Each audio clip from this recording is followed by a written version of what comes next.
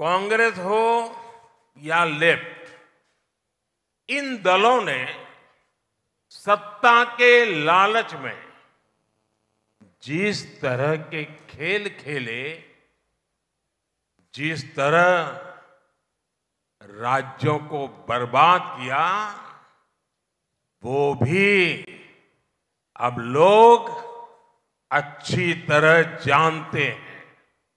इसलिए तमिलनाडु में कांग्रेस ने 1962 में आखिरी चुनाव जीता था।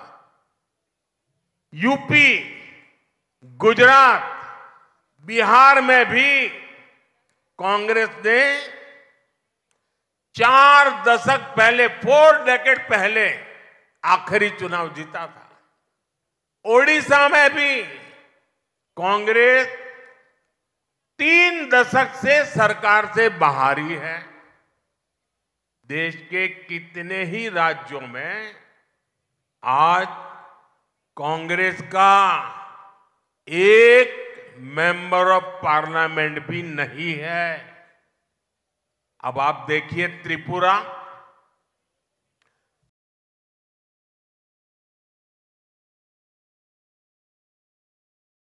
बंगाल, ये राज्यों में ये लेफ्ट पार्टियों का सितारा इतना चमकता था,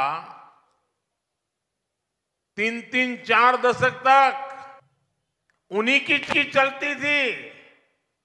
लेकिन एक बार जब लोगों ने त्रिपुरा से उनको हटाया, बंगाल से लेफ्ट वालों को हटाया, उसके बाद कितने ही साल हो गए कांग्रेस को और लेफ्ट को ये कोई घुसने नहीं देता है। ऐसे राज्यों के लोगों को ये सच्चाई पता है कि जितने साल उन्होंने कांग्रेस पर भरोसा किया, जितने साल उन्होंने लेफ्ट पर भरोसा किया, उतने साल उस राज्य का सर्वाधिक नुकसान हुआ है। രാഷ്ട്രീയ ലക്ഷ്യം വെച്ചുകൊണ്ട് അധികാരത്തിൽ വരുവാൻ ശ്രമിക്കുന്ന ഈ പാർട്ടികൾ സംസ്ഥാനങ്ങൾക്ക് എന്തുമാത്രം നഷ്ടമുണ്ടാക്കി എന്നുള്ളത് നമുക്ക് മനസ്സിലാക്കുവാൻ സാധിക്കും. അതുകൊണ്ട് തന്നെ ഒരു സംസ്ഥാനത്ത് നിന്ന് ഈ രാഷ്ട്രീയ പാർട്ടികൾ പുറത്താക്കി കഴിഞ്ഞാലോ, കോൺഗ്രസ് ആയാലും കമ്മ്യൂണിസ്റ്റ് പാർട്ടി ആയാലും, പിന്നെ ഒരിക്കലും ആ ജനത അവരെ തിരിച്ചു കൊണ്ടുവരുന്നില്ല.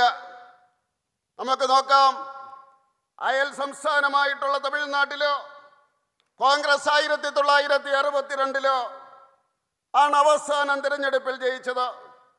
എന്ന് വരും അവർക്ക്. ഒറീസയിലോ ഏതാണ്ട് 3 പതിറ്റാണ്ട് മുമ്പാണ് കോൺഗ്രസ് അധികാരത്തിൽ നിന്ന് പുറത്തായത്. രാജ്യത്ത് എത്രത്തോളം സംസ്ഥാനങ്ങളിൽ കോൺഗ്രസിന് ഒരു പാർലമെന്റ് മെമ്പർ പോലും ഇല്ലാത്ത സംസ്ഥാനങ്ങളുണ്ട്. നമുക്കറിയാം, ത്രിപുരയിലും ബംഗാളിലും ആ ചുവപ്പ് താരം എത്രമാത്രം തിളങ്ങിയിരുന്നതാണ്.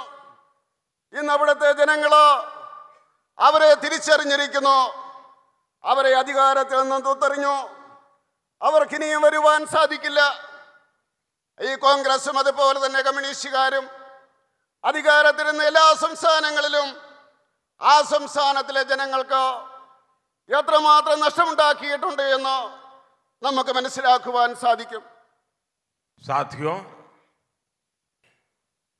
महान परंपरा है, समृद्ध परंपरा है, और केरला के लोग, नागरिक प्रोग्रेसिव लोग हैं, अच्छा सोचने वाले लोग हैं, दूर का सोचने वाले लोग हैं। जबकि कांग्रेस और एलडीएफ ये पिछली शताब्दी की पुरानी सोच से भी ज्यादा और पुरानी सोच रखने वाली पार्टियां हैं। 19वीं सदी की सोच के साथ ही चल रही है। एलडीएफ भी एक विलुप्त और आउटडेटेड विचारधारा पर आश्रित है। इन दोनों का कल्चर भी केरला की महान परंपराओं और केरला की प्रगतिशील जनता की विचारधारा से बिल्कुल उलट है। ये लोग संसद में, आप सोचिए,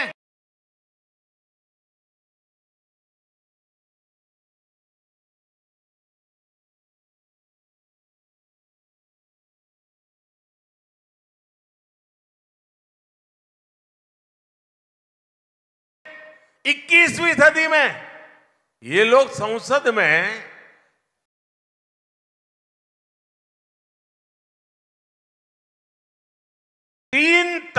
जो कानून बन रहा था,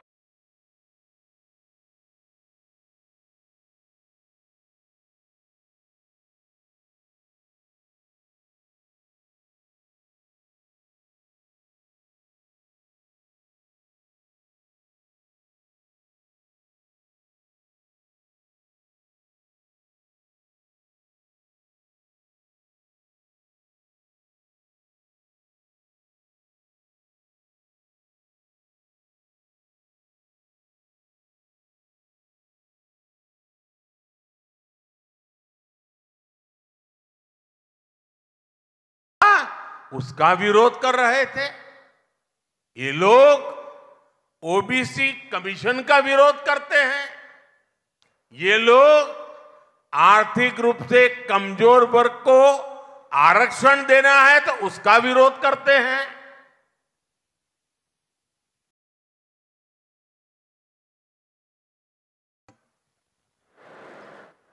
ഈ കേരളത്തിലെ ജനങ്ങള് അവരെ സാംസ്കാരികമായിട്ട് ഉന്നത നിലവാരം പുലർത്തുന്നവരാണ്. ഇവിടുത്തെ പൗരന്മാരെന്ന് പറയുന്നത് പുരോഗമനപരമായിട്ട് ചിന്തിക്കുന്നവരാണ്. ഈ സംസ്ഥാനത്തെന്നാൽ ഈ കോൺഗ്രസും അതുപോലെ തന്നെ LDFും അവർ നൂറ്റാണ്ടുകൾക്ക് പിന്നിലുള്ള ചിന്താഗതി വെച്ച് പുലർത്തുന്നവരാണ്. 19ാം നൂറ്റാണ്ടിനേക്കാൾ പിന്നിലാണ് കോൺഗ്രസ് ചിന്തിക്കുന്നത്. അവരുടെ രീതി അതാണ്. അതുപോലെ LDF എന്ന് പറയുന്നത് കാലകരണപ്പെട്ട ഉപയോഗശൂന്യമായ ആശയം വെച്ച് പുലർത്തുന്നവരാണ്.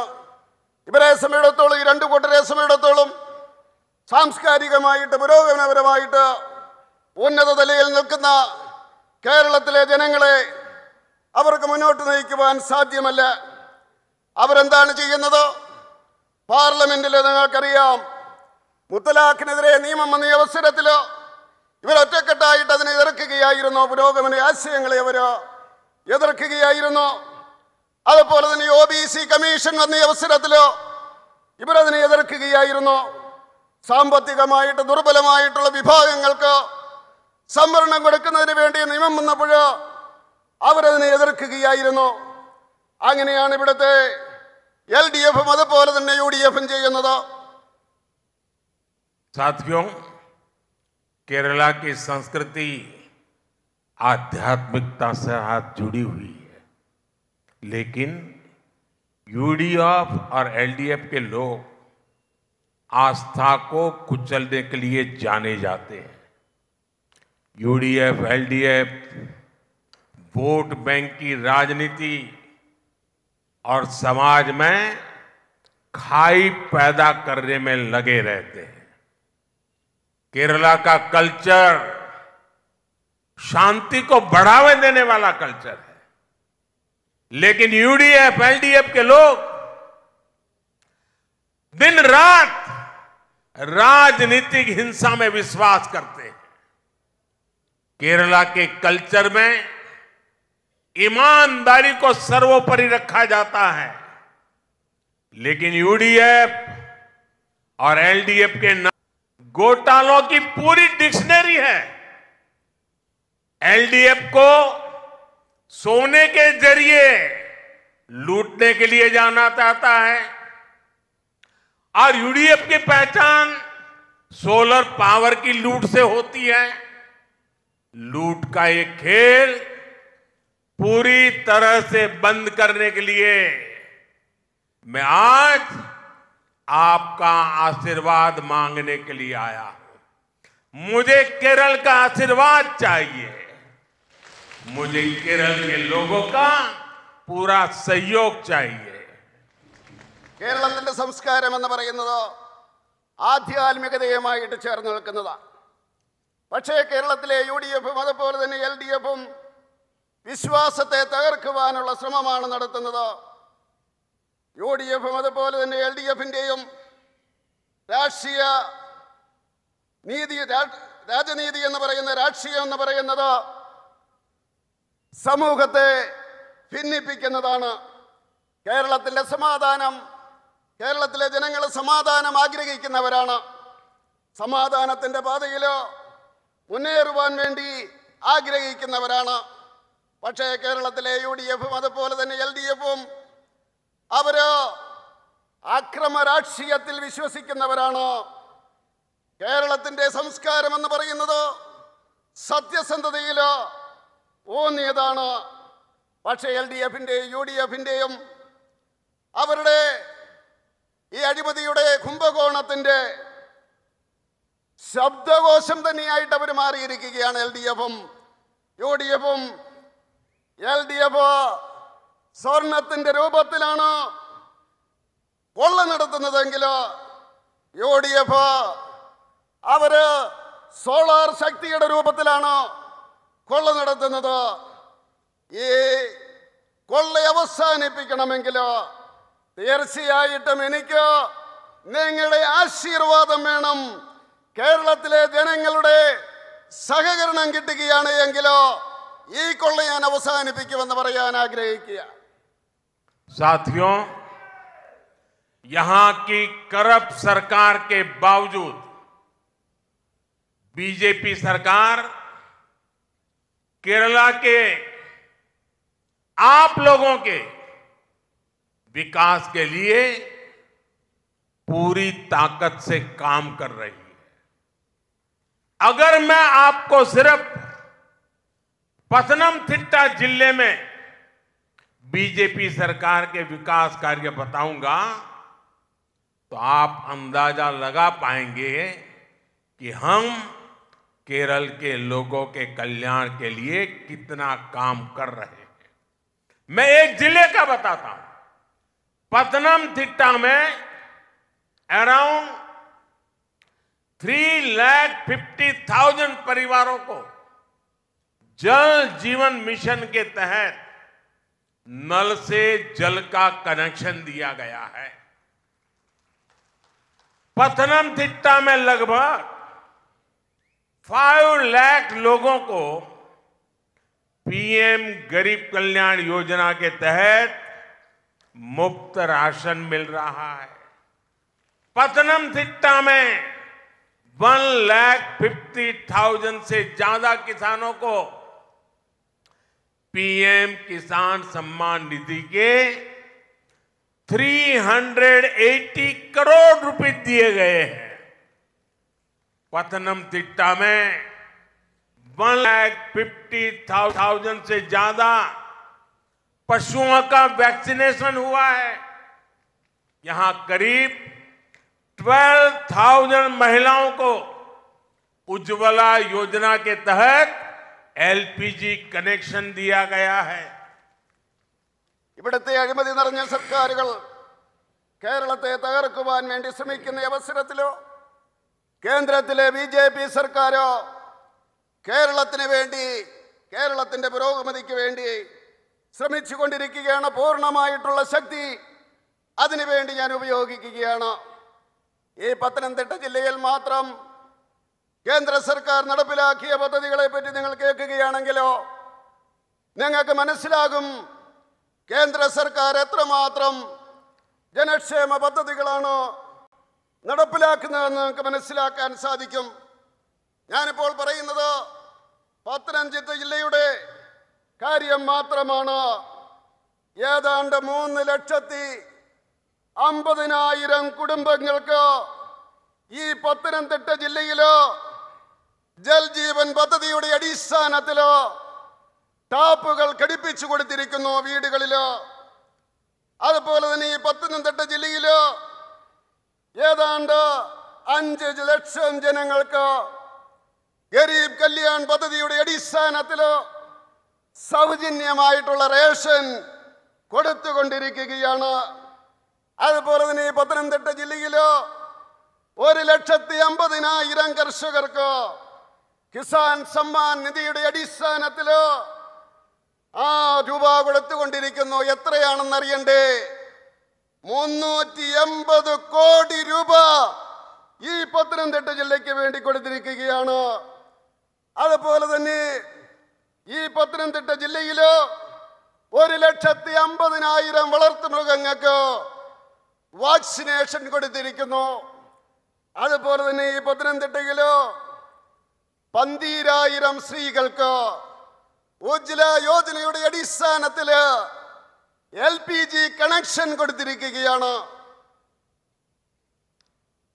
केरला के विकास के लिए बीजेपी सरकार के इन प्रयासों के बीच ये कि केरला के लोगों की सही भावनाएं केंद्र सरकार तक पहुंचे। अगर यहां बीजेपी के सांसद होंगे तो केरला की भावनाओं को केंद्र सरकार तक पहुंचाने में और केंद्र सरकार की योजनाओं को यहां लागू करने में भी और आसानी होगी। केरला के लोगों को विकास की जिन योजनाओं परियोजनाओं की जरूरत है वो अपनी बात बीजेपी सांसदों से लोग अपनी बात पहुंचा पाएंगे और मोदी आपकी इच्छा पूर्ति में कोई कमी नहीं रखेगा। ये मोदी की गारंटी है। ये है മോദിയുടെ ഗ്യാരണ്ടി.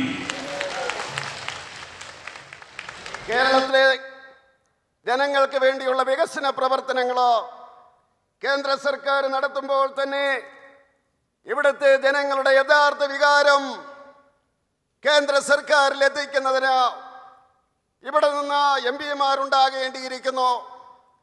ഇവിടെ എംപി തിരഞ്ഞെടുക്കപ്പെട്ട് കഴിഞ്ഞാൽ കേരളത്തിലെ ജനങ്ങളുടെ യഥാർത്ഥ വികാരം അവരിലൂടെ കേന്ദ്ര സർക്കാരിൽ എത്തിക്കുവാൻ സാധിക്കും.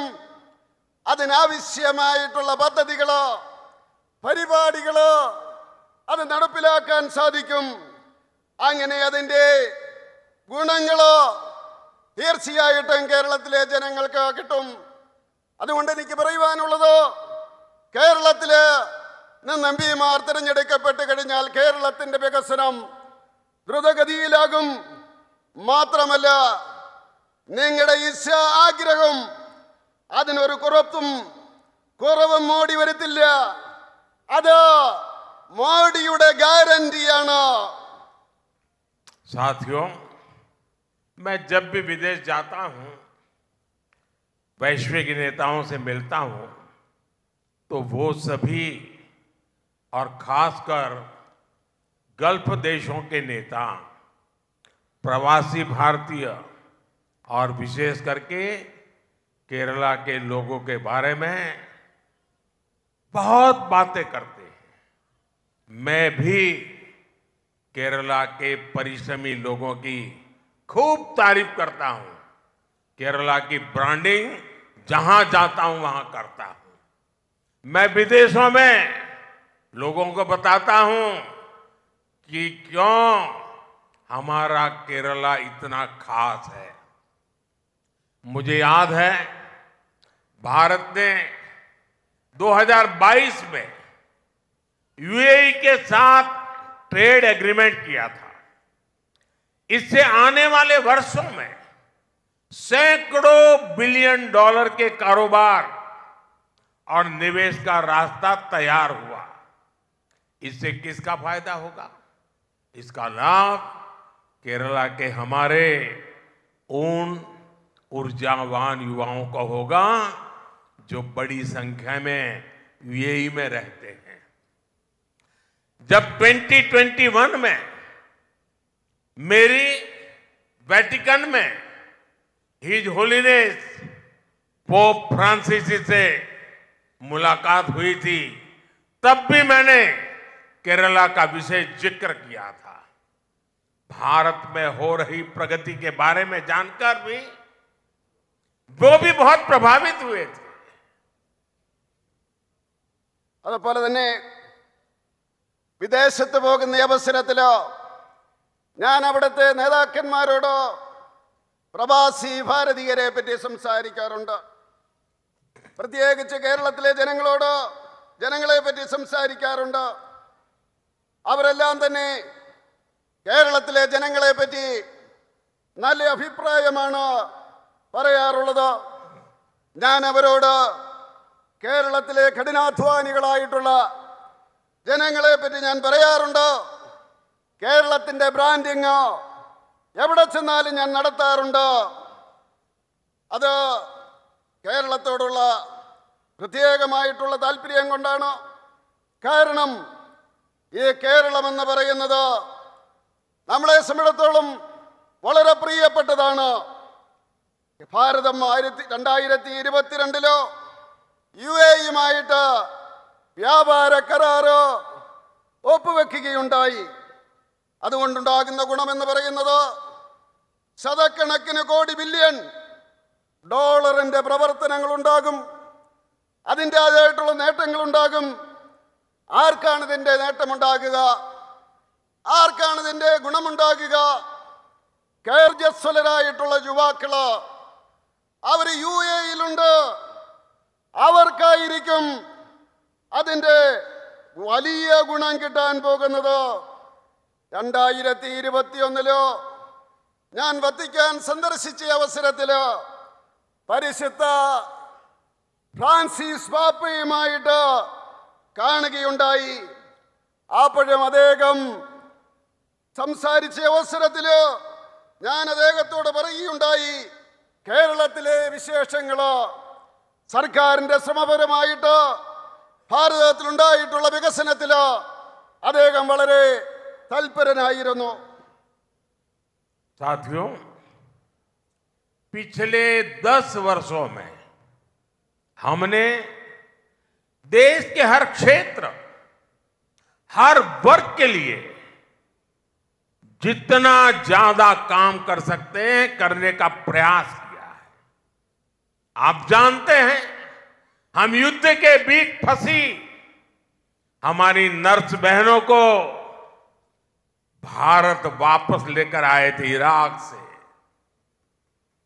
हमने संकट पे फंसे हमारे पादरियों को बाहर निकाल करके सुरक्षित वापस लाए थे। कोरोना के समय दुनिया के हर हिस्से से भारतवासियों को स्वदेश पहुंचाया है, क्योंकि जहां एक भी भारतीय परेशानी में होगा वहां उसके साथ हमारी सरकार मजबूती से खड़ी होगी। ये है മോദിയുടെ ഗ്യാരണ്ടി.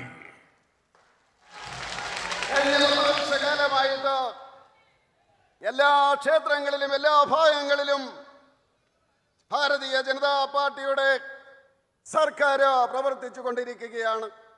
എല്ലാ ജനവിഭാഗങ്ങൾക്ക് വേണ്ടി കഠിനമായിട്ടുള്ള ശ്രമങ്ങൾ നടത്തിക്കൊണ്ടിരിക്കുകയാണ്. നമുക്കറിയാം, യുദ്ധത്തിലോ കുടുങ്ങിയ നേഴ്സുമാരെ എത്ര ശ്രമകരമായിട്ടാണ് തിരിച്ചു കൊണ്ടുവന്നതെന്ന് നമുക്കറിയാം.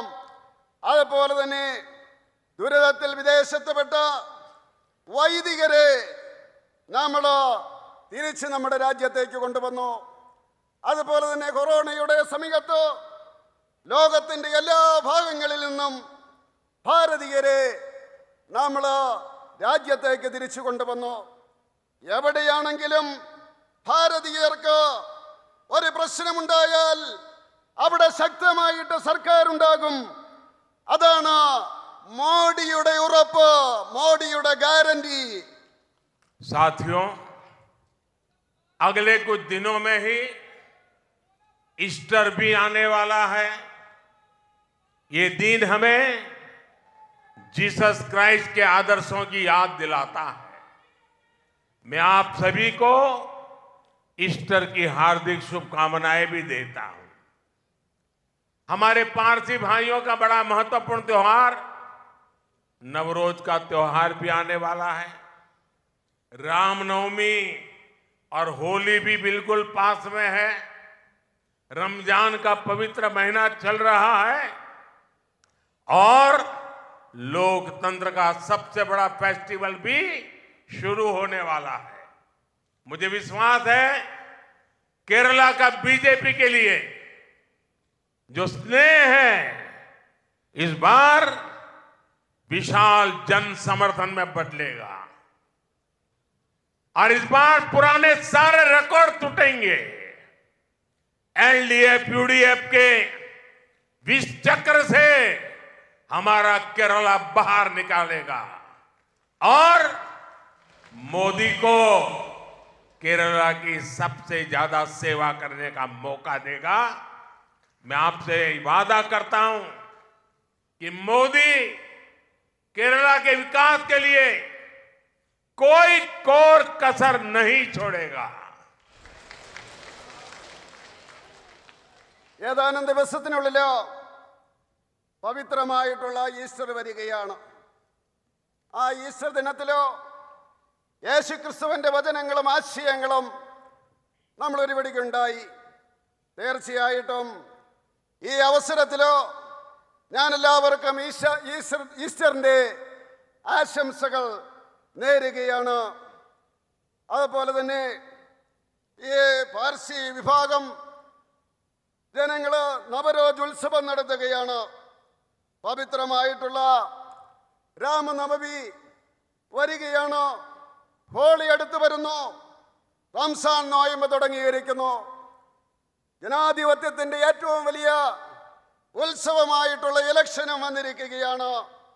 തീർച്ചയായിട്ടും നമുക്ക് ഈ അവസരത്തിൽ ജനാധിപത്യത്തിന്റെ വിജയത്തിന് വേണ്ടി നമ്മൾ ശ്രമിക്കണം. തീർച്ചയായിട്ടും ഈ സ്നേഹം ബിജെപിയുടെ നേരെയുള്ള സ്നേഹം അത് വലിയ രീതിയിലുള്ള ജനസമ്മതിയായിട്ട് മാറണമെന്ന് ഞാൻ പറയുവാൻ ആഗ്രഹിക്കുകയാണ്. എൽഡിഎഫിന്റെയും യുഡിഎഫിന്റെയും ഈ ആവർത്തന വിരസതയുടെ ഈ ചക്രത്തിൽ നിന്ന് നമ്മൾ മുക്തരാകേണ്ടിയിരിക്കുന്നു. ഞാൻ നിങ്ങൾക്ക് വാക്ക് തരുവാൻ ആഗ്രഹിക്കുകയാണ്. വികസനത്തിന്റെ കാര്യത്തിൽ കേരളത്തെ സംബന്ധിച്ചിടത്തോളം ഒരു വിട്ടുവീഴ്ചയ്ക്കും മോഡി തയ്യാറല്ല എന്ന് പറയുവാൻ ഞാൻ ആഗ്രഹിക്കുകയാണ്. കേരളത്തിന് വേണ്ടി കൂടുതൽ സേവനം ചെയ്യുവാൻ എന്നെ അനുവദിക്കണമെന്ന് ഞാൻ അഭ്യർത്ഥിക്കുകയാണ്. मेरे साथ बोलिए भारत माता की, भारत माता की, भारत माता की। बहुत बहुत